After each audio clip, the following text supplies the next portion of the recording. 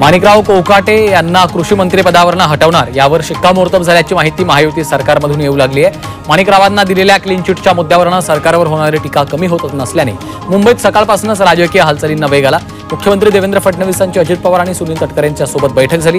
या बैठकीत कोकाटे यांना मंत्रिपदावरून काढण्यासंदर्भात चर्चा झाली।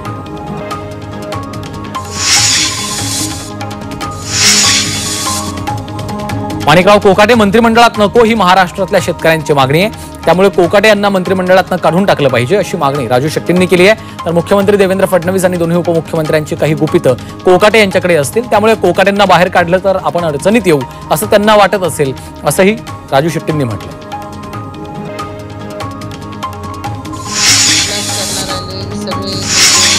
मालेगाव बॉम्बस्फोट प्रकरणावर माजी मंत्री यशोमती ठाकूर यांनी आपली प्रतिक्रिया दिली आहे। रेल्वेमध्ये ब्लास्ट करणारे सर्व निर्दोष, मालेगाव प्रकरणातही सगळे निर्दोष सुटतायत, या देशामध्ये चुकीचं घडतंय असा आरोप त्यांनी केला।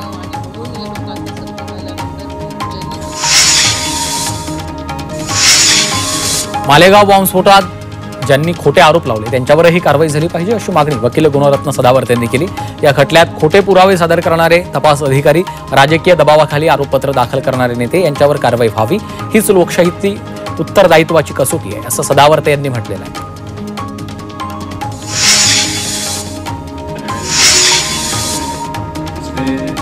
सत्य को स्पष्ट किया है। कुछ लोगों ने अपने निजी स्वार्थ और राजनीतिक हितों के कारण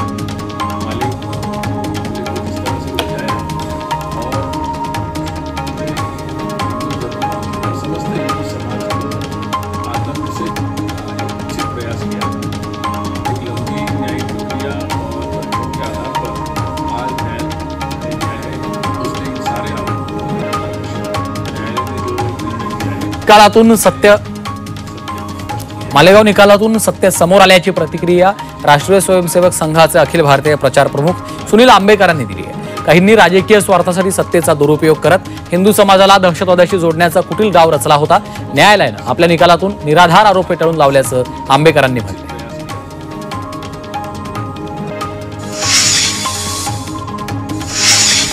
ईव्हीएम मध्ये छेडछाड शक्य नाही असं स्पष्टीकरण केंद्रीय निवडणूक आयोगानं दिलं। मुख्य निवडणूक आयुक्तांच्या सूचनेनंतर आयोगानं ठाणे, रायगड, पुणे, यवतमाळ, नाशिक, कोल्हापूर, बीडमधील यंत्रांची तपासणी केली, तर बॅलेट तसंच कंट्रोल युनिटसह व्हीव्हीपॅट स्लिपची तपासणी केली आहे। तिन्ही प्रकारात तफावत आढळली नसल्याचं आयोगानं म्हटलंय।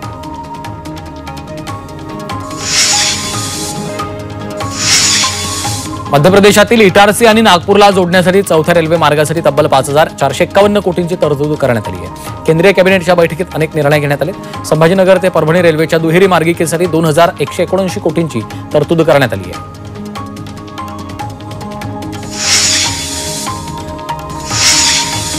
दिल्लीत एकनाथ शिंदेंनी सर्व खासदारांची बैठक घेतली। दिल्लीचा दौरा अचानक ठरला नसल्याचं यावेळी उपमुख्यमंत्री शिंदेंनी सांगितलं। दौरा हा पूर्वनियोजित असल्याचं देखील त्यांनी म्हटलेलं आहे। खासदारांची अधिवेशन काळात बैठक घेत असल्याचं शिंदेंनी सांगितलं।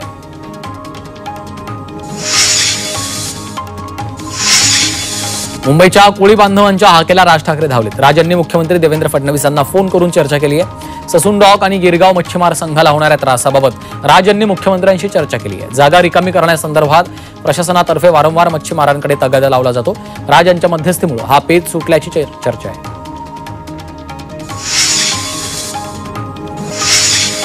अलमट्टी धरणाची उंची वाढवू नका या मागणीचं पत्र मुख्यमंत्री देवेंद्र फडणवीसांनी केंद्रीय जलशक्ती मंत्र्यांना लिहिलंय।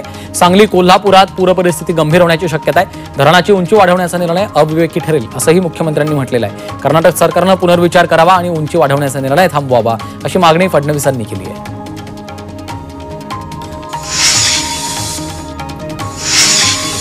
महाराष्ट्र एकीकरण समितीनं वर्षा बंगल्यावर मुख्यमंत्र्यांची भेट घेतली। कर्नाटक सरकारकडून सीमा भागातील माणसांवर अत्याचार होत आहेत। अत्याचाराबाबत कर्नाटक सरकारला जाब विचारावा अशी मागणी शिष्टमंडळानं मुख्यमंत्र्यांकडे केली आहे।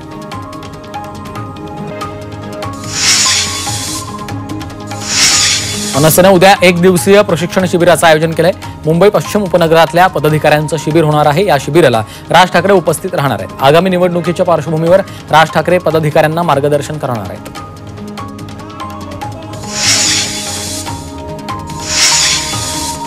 महादेव मुंडे यांच्या पत्नी ज्ञानेश्वरी मुंडेंनी मुख्यमंत्री फडणवीसांची भेट घेतली आहे. त्यानंतर महादेव मुंडे हत्या प्रकरणात एसआयटी गठीत करण्याचे आदेश मुख्यमंत्र्यांनी पोलीस महासंचालकांना दिलेत.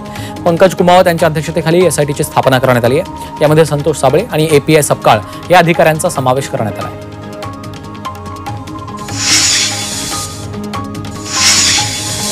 अमेरिकेचा भारतावर टॅरिफ बॉम्बवर भारतानं सावध भूमिका घेतली. अमेरिकेने लावलेल्या 25% आयात शुल्काचा केंद्र सरकार अभ्यास करत असून त्याचे काय परिणाम होणार आहेत याचं विश्लेषण सुरू असल्याचं केंद्रीय वाणिज्य मंत्री पियुष गोयल यांनी म्हटलेलं आहे. भारतातील उद्योजक, शेतकरी आणि व्यापाऱ्यांच्या हिताचं रक्षण करण्याची जबाबदारी केंद्र सरकारची असल्याचं गोयल यांनी म्हटलंय.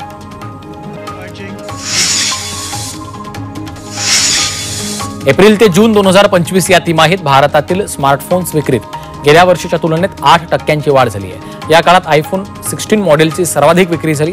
एकूण किमतीच्या आधारे विक्री 18% वाढली आहे. नवीन मॉडेल्स, ऑफर्स, सवलती आणि EMI-मुळे खरेदी वाढली आहे.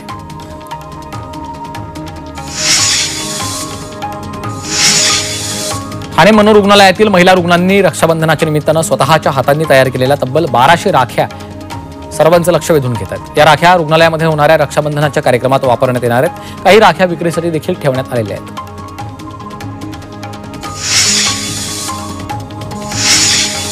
धारावीत 12 ऑगस्ट नंतर घरोघरी जाऊन बायोमेट्रिक सर्वेक्षण करण्याची प्रक्रिया बंद करण्यात येणार आहे. त्यामुळे बायोमेट्रिक सर्वेक्षणासाठी येणाऱ्या पथकाला सहकार्य करावं आणि सर्वेक्षण करून घ्यावं असं आवाहन धारावी पुनर्विकास प्रकल्पानं केलं आहे.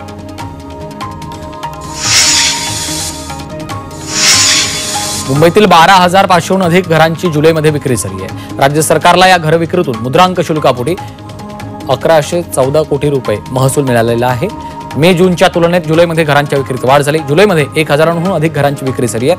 तसंच मे आणि जूनच्या तुलनेत जुलैमध्ये महसुलातही मोठी वाढ झाली.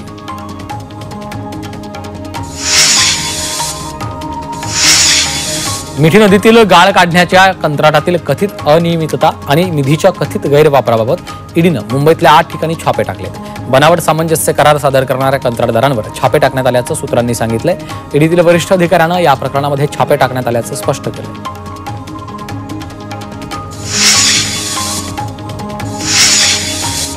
मुंबईमध्ये गणेशोत्सवासाठी मंडळांनी मंडपासाठी खड्डा खोदल्यास नवीन नियमावलीनुसार 15,000चा दंड महापालिकेकडनं आकारण्यात येणार आहे. या निर्णयाला गणेशोत्सव मंडळांनी विरोध केलाय. मात्र आता जुन्या नियमानुसारच 2,000 रुपये दंड आकारण्याचा निर्णय घेऊ असं लोढा यांनी म्हटलंय.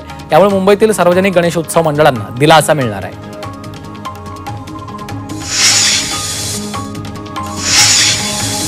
मुंबईमध्ये जुलै महिन्यात सुरुवातीपासूनच पावसानं उघडीप दिली. मात्र 20 जुलैनंतर मुंबईत पाऊस सक्रिय झाला. त्यानंतर 21 आणि 22 जुलैला सलग 2 दिवस हवामान विभागाच्या सांताक्रूज केंद्रात 100 मिलीमीटर पावसाची नोंद झाली. त्यामुळे पावसाच्या सरासरी आकडेवारीत काहीशी वाढ झाली आहे.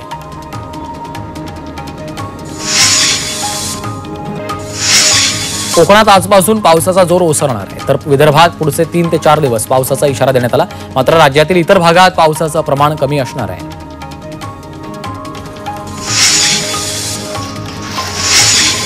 भिवंडीच्या नायगावातील सलामतपुरा परिसरात गेल्या 2 वर्षांपासून नागरिकांना तीव्र पाणी टंचाईचा सामना करावा लागतो. या परिसरात गेल्या 2 वर्षांपासून नवीन पाईपलाईन न टाकल्यानं नागरिकांनी नियमित आणि स्वच्छ पाणी मिळत नसल्याचा आरोप केला.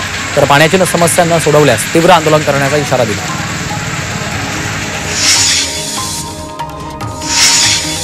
राज्यात पावसानं विश्रांती घेतल्यामुळे पुढचे काही दिवस कमाल तापमानात वाढ होण्याची शक्यता आहे. गेले काही दिवस सर्वत्र पाऊस पडत असल्यामुळे कमाल तापमानात घट झाली होती. मात्र आता तापमानात पुन्हा वाढ होईल. अकोला इथं सर्वाधिक तापमानाची नोंद झाली आहे.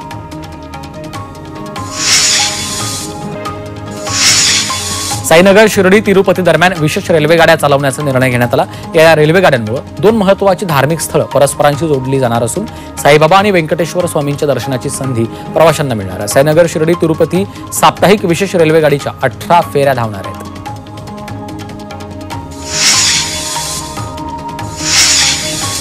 गणेशोत्सवाकरता कोकणासाठी सोडलेल्या ट्रेनचं आरक्षण फुल झाल्यामुळे आणखी 44 अतिरिक्त विशेष ट्रेन चालवण्याचा निर्णय मध्य रेल्वेनं घेतला.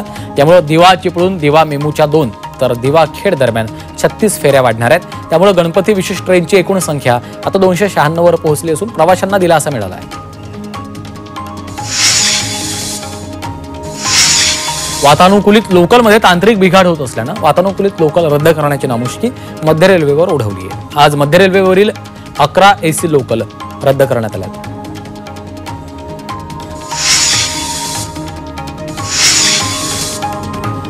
मुंबई आणि नवी मुंबई दरम्यानचा प्रवास अधिक गतिमान करणाऱ्या अटल सेतूला मुंबईकर कार चालकांची मोठी पसंती आहे. 1.5 वर्षांपूर्वी सुरू झालेल्या या सेतूवरून आतापर्यंत तब्बल 1,31,00,000 वाहनांनी प्रवास केलेला आहे. त्यामध्ये 91% चारचाकी कारचा समावेश आहे.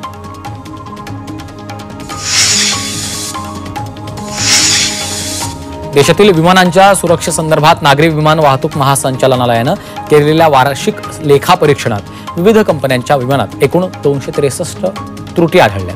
विशेष म्हणजे यात सर्वाधिक अर्थात 51 त्रुटी एअर इंडियाच्या विमानात आढळलेल्या आहेत. दुसऱ्या क्रमांकावर एअर इंडिया एक्सप्रेस कंपनी तर तिसऱ्या क्रमांकावर इंडिगो कंपनीचं नाव आहे.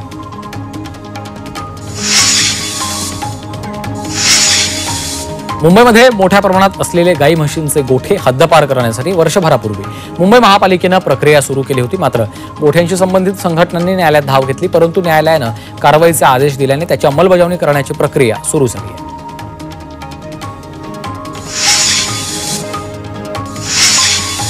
बंदी असूनही कबुतरखान्यांमध्ये कबुतरांना खायला घालणाऱ्यांवर मुंबई उच्च न्यायालयानं एफआयआर दाखल करण्याचे आदेश दिले. न्यायालयाकडनं अंतरिम दिलासा नसतानाही कबुतरखान्यांमध्ये कबुतरांना खायला दिलं जाते. त्यामुळे बीएमसीला भारतीय न्याय संहिता अंतर्गत एफआयआर दाखल करण्याची परवानगी दिली आहे.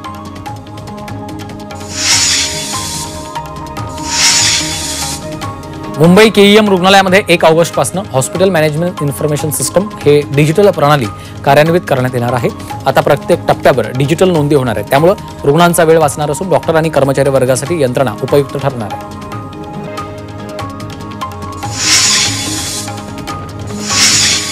जोगेश्वरीमधील हिंदू हृदय सम्राट बाळासाहेब ठाकरे ट्रॉमा रुग्णालयामधील अतिदक्षता विभागातील सेवा अचानक बंद दिसली. त्यामुळे मुंबई महानगरपालिकेनं संबंधित कंत्राटदाराला काळ्या यादीमध्ये टाकलेला आहे. मात्र रुग्णालयातील तत्कालीन अधीक्षकांनी कंपनीच्या त्रुटी वरिष्ठांना न कळवल्याने ही सेवा बंद झाल्याचं बोललं जात आहे.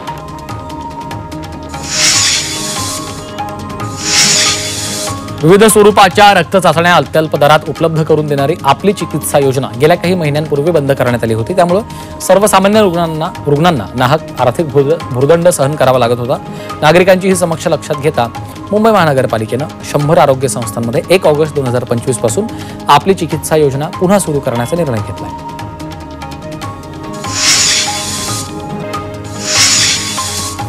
खासगी वैद्यकीय महाविद्यालयांमध्ये ईडब्ल्यूएस साठी 10% आरक्षण लागू करण्याच्या निर्णयावर सरकारनं यू टर्न घेतलाय.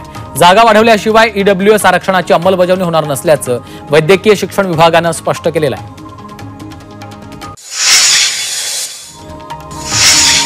इन्फोसिस सुमारे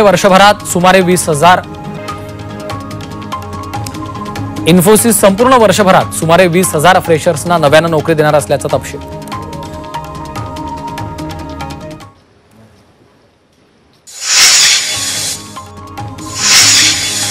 इन्फोसिस संपूर्ण वर्षभरात सुमारे 20,000 फ्रेशर्सना नव्याने नोकरी देणार असल्याचा तपशील आता समोर आलाय. तर आपल्या कर्मचाऱ्यांना एआय कौशल्यामध्ये अधिकाधिक पारंगत करण्यासाठी इन्फोसिसकडनं प्रयत्न केले जाणार आहेत.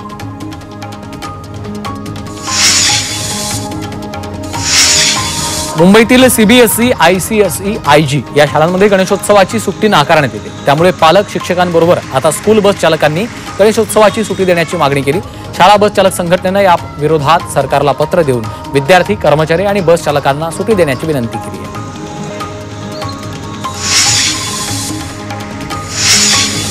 पश्चिम रेल्वेच्या विरार डहाणू लोकलमध्ये प्रवाशांमध्ये हाणामारी झाली. विरारवरून डहाणूसाठी सुटलेल्या 4:45च्या लोकलमध्ये प्रवाशांमध्ये हाणामारी झाली आहे. वैतरणा आणि सफाळे रेल्वे स्थानकादरम्यानची ही घटना आहे. प्रवाशांमध्ये हाणामारी झाल्याची माहिती आहे.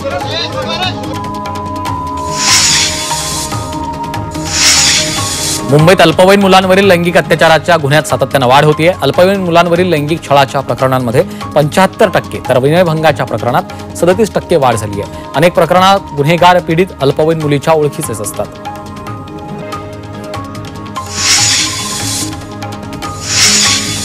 टिटवाळ्यातील रायतेमध्ये एका फार्म हाऊसवर गाणं लावण्यावरून झालेल्या वादात एका तरुणाला मारहाण केली होती. या प्रकरणी शिवसेना युवा सेनेचा पदाधिकारी विकी भुल्लर, त्याचे 2 भाऊ आणि 5 साथीदारांवर टिटवाळा पोलीस ठाण्यात गुन्हा दाखल केला होता. मात्र आठवडा उलटल्यानंतरही अद्याप आरोपी फरार आहे.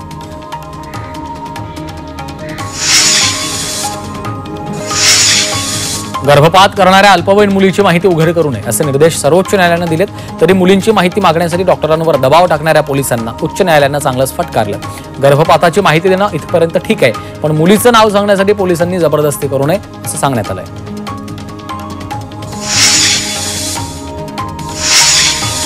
गेल्या काही वर्षात दत्तक प्रक्रियेला मिळणारा प्रतिसाद वाढत चाललेला आहे. वंध्यत्वाच्या वाढत्या समस्या, सामाजिक जाणीव, नैसर्गिक अपत्य असतानाही मूल दत्तक घेण्याचा डोळस निर्णय अशा विविध कारणांमुळे या प्रक्रियेला वेग आलेला आहे.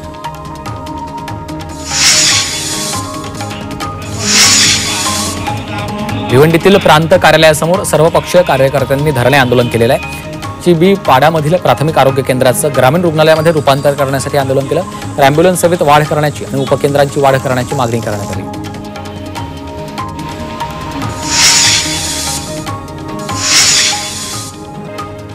पालघरच्या वांद्री धरण प्रकल्प परिसरातील शेकडो खैर जातीच्या झाडांची कत्तल करून त्यांची तस्करी करण्यात आली. रात्रीच्या सुमारास 200हून अधिक खैर झाडांची बेकायदेशीर तोड करून तस्करी करण्यात आली आहे. खैर या महागड्या आणि संरक्षित झाडांची बेकायदेशीर तस्करी रोखण्यात पालघर वन विभाग अपयशी ठरलेला आहे.